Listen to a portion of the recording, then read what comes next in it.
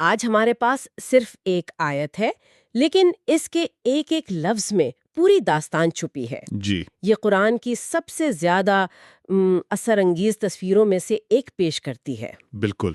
ایک پوری تہذیب جو اپنے ہی گھروں میں اوندھی پڑی پائی گئی۔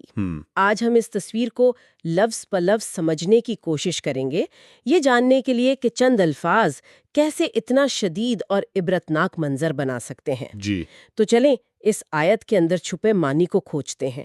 میں پہلے اس کی تلاوت کرتی ہوں۔ اعوذ باللہ من الشیطان الرجیم، بسم اللہ الرحمن الرحیم، فأخذتهم الرجفة فأصبحوا في دارهم جاثمین۔ اچھا، یہ آیت قوم سمود کے انجام کے بارے میں ہے، جو حضرت صالح علیہ السلام کی قوم تھی۔ جی، اور اس آیت کو سمجھنے کے لیے اس کا سیاق و سباق جاننا بہت ضروری ہے۔ صحیح۔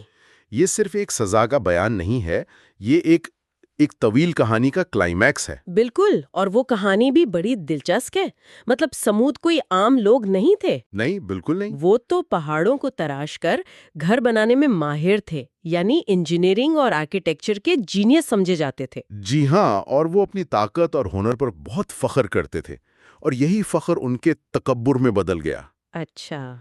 تو جب حضرت صالح نے انہیں ایک خدا کی عبادت کی دعوت دی تو انہوں نے اسے مسترد کر دیا۔ اور نشانی کا مطالبہ کیا ہے نا؟ جی، انہوں نے کہا کہ اگر تم سچے ہو تو اس چٹان سے ایک حاملہ اونٹی نکال کر دکھاؤ۔ اور جب اللہ کے حکم سے یہ معجزہ ہو گیا تو انہیں خبردار کیا گیا کہ اس اونٹنی کو کوئی نقصان نہ پہنچانا۔ بالکل، کہ یہ اللہ کی نشانی ہے۔ لیکن انہوں نے اس وارننگ کو نظر انداز کر دیا۔ انہوں نے نہ صرف اونٹنی کو مار ڈالا بلکہ حضرت صالح کو چیلنج بھی کیا۔ جی، کہ لے آؤ وہ عذاب جس سے تم ہمیں ڈراتے ہو۔ تو یہ صرف نافرمانی نہیں تھی، یہ تو کھلی بغاوت تھی۔ یہ تکبر کا اچ ترین مظاہرہ تھا۔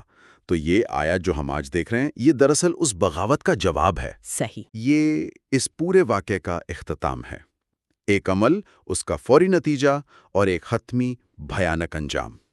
تو آئیے پہلے حصے سے شروع کرتے ہیں۔ فَأَخَذَتْهُمُ الرَّجْفَةُ۔ جی، اس کا عام ترجمہ ہے پس انہیں ایک شدید زلزلے نے آ پکڑا۔ پہلا لفظ جو یہاں توجہ کھینچتا ہے وہ الرجفۃ ہے۔ میں نے ہمیشہ اسے زلزلے کا ہی ایک مترادف سمجھا تھا، لیکن کیا یہ اتنا سادہ ہے؟ نہیں، اس سے کہیں زیادہ گہرا ہے۔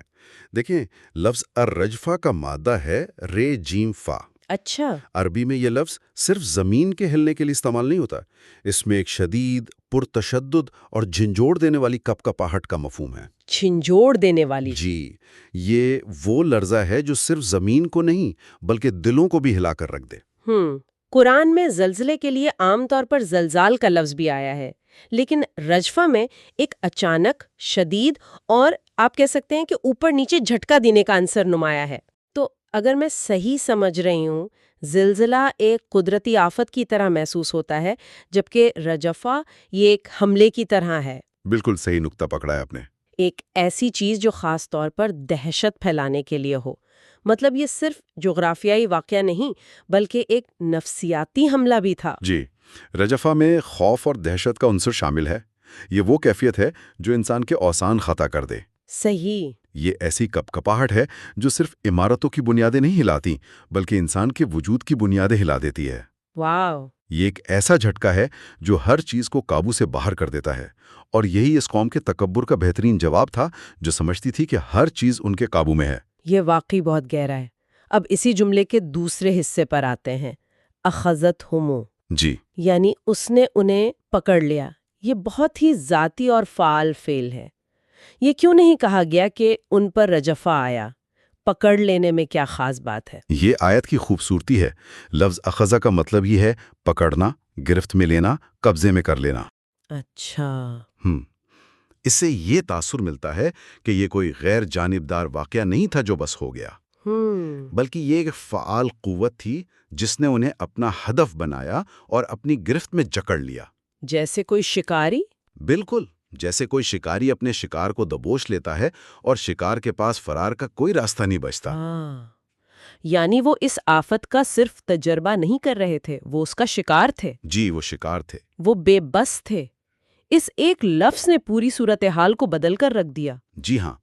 یہ ایک قدرتی آفت نہیں رہی، یہ ایک فیصلہ سنایا جا رہا ہے، ایک سزا دی جا رہی ہے جو پوری طرح ان پر مسلط ہو گئی ہے، اور انہیں سنبھلنے کا، بھاگنے کا یا اپنے بنائے ہوئے مضبوط گھروں میں پناہ لینے کا موقع تک نہیں ملا۔ اور یہی اس قوم کے لیے سب سے بڑی سزا تھی جو اپنی طاقت اور تعمیرات پر ناز کرتی تھی۔ جی ہاں، ان کی ہر چیز پر مکمل گرفت تھی، اور یہاں ایک ایسی قوت آئی جس نے خود انہیں اپنی گرفت میں لے لیا۔ اصبحوا فی دارہم جاثمین، یہاں سب سے پہلے حرف فا آتا ہے۔ یہ صرف ایک کنیکٹر نہیں لگتا، نہیں، یہ بہت اہم ہے۔ عربی میں فا کا استعمال اکثر ترتیب اور فوری نتیجے کو ظاہر کرنے کے لیے ہوتا ہے۔ فوری نتیجہ۔ جی، اس کا مطلب ہے کہ جیسے ہی لرزے نے انہیں پکڑا، کوئی تاخیر نہیں ہوئی، کوئی مہلت نہیں ملی۔ کوئی مہلت نہیں ملی۔ ایک لمحے میں گرفت آئی اور اگلے ہی لمحے وہ اس حالت کو پہنچ گئے جس کا آگے ذکر ہے۔ عمل اور نتیجے کے بیچ کوئی فاصلہ نہیں۔ اور وہ حالت کیا تھی؟ اگلا لفظ ہے اصبحوا، یعنی وہ ہو گئے۔ کیا اس کا یہ مطلب بھی ہو سکتا ہے کہ یہ سب کچھ راتوں رات ہوا؟ جیسے وہ ایک مغرور قوم کی طرح سوئے اور صبح اٹھے تو صرف لاشوں کا ڈھیر تھے؟ اس لفظ میں یہ دونوں معنی پائے جاتے ہیں۔ اصبحو کا ایک مطلب ہے صبح کے وقت وہ اس حالت میں تھے، اچھا، جو اس منظر کی طرف اشارہ کرتا ہے کہ جب دن چڑھا تو ان کی حقیقت یہ تھی۔ لیکن اس کا ایک گہرا مطلب ایک حالت سے دوسری حالت میں مکمل تبدیلی بھی ہے۔ یعنی they became۔ بالکل، یعنی ان کی پوری حقیقت بدل گئی۔ ایک پل پہلے وہ زندہ، متحرک، کہے لگاتے ہوئے تھے، اور اگلے ہی پل وہ ایک بالکل مختلف وجود میں تبدیل ہو گئے۔ ان کی زندگی، طاقت، غرور، سب کچھ ختم ہو گیا۔ جی، یہ ایک مکمل ٹرانسفارمیشن ہے۔ جی، اور یہ تبدیلی کہاں واقع ہوئی؟ آیت کا اگلا حصہ ہے فی دارہم، یعنی اپنے گھروں میں۔ یہ تفصیل مجھے ہمیشہ بہت چونکا دیتی ہے۔ باہر میدانوں میں نہیں، سڑکوں پر نہیں، بلکہ خاص طور پر ان کے گھروں کے اندر۔ اس میں کیا حکمت ہے؟ دیکھیں، دار یعنی گھر انسان کی پناہ گاہ ہوتا ہے۔ جی، حفاظت کی جگہ۔ حفاظت، سکون اور پرائیویسی کی علامت۔ یہ وہ جگہ ہے جہاں انسان دنیا کے خطرات سے بچ کر خود کو محفوظ سمجھتا ہے۔ اور قوم سمود کو تو اپنے گھروں پر ویسے بھی بہت ناز تھا، کیونکہ انہوں نے پہاڑوں کو تراش کر ناقابل تسخیر قلعے بنائے تھے۔ تو آیت اس بات پر زور دیتی ہے کہ جس جگہ وہ خود کو سب سے زیادہ محفوظ سمجھتے تھے، وہی جگہ ان کے لیے قبر بن گئی۔ یعنی ان کی حفاظت کا سب سے بڑا قلعہ ہی ان کا مدفن بن گیا۔ یہ تو انتہائی عبرتناک بات ہے۔ جی، یہ اس خیال کو ہی ختم کر دیتا ہے کہ انسان اپنی بنائی ہوئی چیزوں میں پناہ لے سکتا ہے۔ بالکل۔ جب فیصلہ آتا ہے تو کوئی محفوظ پناہ گاہ نہیں ہوتی۔ یہ ان کی مکمل بے بسی کو ظاہر کرتا ہے۔ جب آپ کی محفوظ ترین جگہ ہی آپ کے لیے موت کا جال بن جائے تو پھر فرار کہاں ہے؟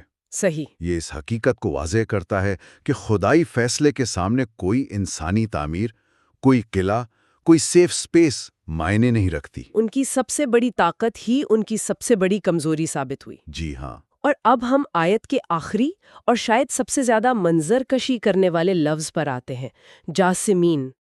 یہ صرف مردہ یا ہلاک شدہ کا ترجمہ نہیں ہے، یہ لفظ ایک بہت ہی مخصوص تصویر بناتا ہے۔ کیسی تصویر ہے یہ؟ یہ ایک انتہائی طاقتور لفظ ہے۔ اس کا مادہ جیم صاد میم ہے۔ اچھا۔ اس کا مطلب ہے کسی چیز کا زمین پر اوندھے منہ یا گھٹنوں کے بل بے حس و حرکت پڑے رہنا۔ بے حس و حرکت؟ جی، یہ صرف مرنے سے زیادہ گہری کیفیت ہے۔ مردہ جسم کسی بھی حالت میں ہو سکتا ہے، لیکن جاسمینہ ایک خاص کیفیت ہے جس میں جسم زمین سے چپک گیا ہو۔ یعنی اس میں زندگی، حرکت یا وقار کا کوئی نشان باقی نہ ہو؟ کچھ بھی نہیں۔ یہ مکمل شکست اور ذلت کی حالت ہے۔ تو یہ صرف ایک فزیکل موت نہیں، یہ ایک علامتی موت بھی ہے، جیسے کوئی متکبر شخص شکست کھا کر منہ کے بل گر پڑا ہو اور اس میں اٹھنے کی سکت بھی نہ ہو۔ آپ نے بالکل صحیح کہا، یہ ان کے تکبر کا بالکل الٹ ہے۔ ہے نا؟ جی ہاں، اس لفظ میں مکمل شکست، ذلت، بے بسی اور ہر قسم کی سرگرمی کے خاتمے کا تصور ہے۔ یہ ایسی موت ہے جس میں کوئی وقار نہیں۔ ایک متکبر قوم کو بے جان ڈھیر میں تبدیل ہوتے دکھاتا ہے۔ ان کی تمام تر طاقت، منصوبہ بندی اور اکڑ ایک ہی لمحے میں ختم ہو کر رہ گئی۔ تو آئیے اب اس پوری آیت کو ایک ساتھ جوڑ کر دیکھتے ہیں، صرف چند الفاظ۔ جی، ایک اچانک، دہشتناک، جھنجھوڑ دینے والا جھٹکا ایک قوم کو اپنی گرفت میں لیتا ہے اور پل بھر میں بغیر کسی مہلت کے وہ اپنے سب سے محفوظ گھروں کے اندر بے جان، بے حرکت، اوندھے پڑے جسموں میں تبدیل ہو جاتے ہیں۔ اور یہی قرآن کی فصاحت و بلاغت کا کمال ہے، کم سے کم الفاظ میں ایک مکمل، متحرک اور عبرتناک منظر۔ جی، یہ آیت صرف ایک تاریخی واقعہ نہیں سناتی، بلکہ یہ کئی آفاقی موضوعات پر بھی سوچنے پر مجبور کرتی ہے۔ جیسے کہ کون سے موضوعات؟ میرا مطلب ہے آج کے دور میں کوئی اس سے کیا سبق لے سکتا ہے؟ پہلا اور سب سے واضح سبق تو احتساب کا ہے، یہ کہ اعمال کے نتائج ہوتے ہیں، چاہے کتنی ہی دیر کیوں نہ لگیں۔ صحیح۔ دوسرا، انسانی حفاظت کے تصور کا نازک ہونا۔ ہم جن چیزوں پر بھروسہ کرتے ہیں، ہمارے گھر، ہماری ٹیکنالوجی، وہ ایک لمحے میں بے معنی ہو سکتی ہیں۔ اور تیسرا، خدا کے فیصلے کی حتمیت۔ جی، جب وہ آتا ہے تو کوئی چیز اسے روک نہیں سکتی۔ مجھے لگتا ہے کہ اس میں تکبر اور عاجزی کا بھی ایک بہت بڑا سبق ہے۔ وہ قوم اپنے ہنر پر تکبر کرتی تھی اور انہیں ایسی حالت میں ختم کیا گیا جس میں ذلت نمایاں تھی۔ بالکل، اور یہ صرف قوموں کی بات نہیں، یہ افراد پر بھی لاگو ہوتا ہے۔ جب انسان یہ سمجھنے لگتا ہے کہ وہ ناقابل تسخیر ہے، کہ اس کے علم یا طاقت نے اسے ہر خطرے سے محفوظ کر لیا ہے، تو وہ اسی تکبر کا شکار ہو جاتا ہے۔ صحیح۔ یہ آیت یاد دلاتی ہے کہ اصل طاقت اور حفاظت کہیں اور ہے۔ یہ گفتگو واقعی بہت فکر انگیز رہی ہے۔ اس ایک آیت نے سوچ کے کئی نئے دروازے کھول دیے ہیں۔ جی، یہ صرف ایک کہانی نہیں بلکہ ایک آئینہ ہے جس میں ہر دور کے انسان اور معاشرہ اپنی حالت دیکھ سکتے ہیں۔